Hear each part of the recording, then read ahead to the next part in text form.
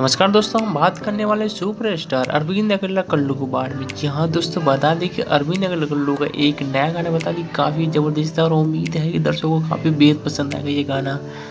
जी हाँ, तो बता दें कि इस गाने को लिखा है अखिलेश कश्यप ने और म्यूजिक दिया है श्याम सुंदर ने। जी हाँ, तो काफ़ी अच्छा गाना है और आपने अभी तक नहीं देखा तो जरूर जाके सुने इस गाने को। जी हाँ, तो बता दें कि गाने का नाम है बेबी जितना सजेगी उतना बजेगी। जी हाँ, तो बता दें कि इसमें वो आवाज़ दिया है अरविंद कल्लू और अंतरा सिंह प्रियंका ने। आप लोगों को बता दें कि इस गाने को आदिशक्ति के यूट्यूब चैनल पर अपलोड किया गया। जी तो बता दें आदिशक्ति के यूट्यूब चैनल पर अपलोड किया गया सूर्य ने, और अभी तक आपने नहीं देखा जरूर जाकर देखें।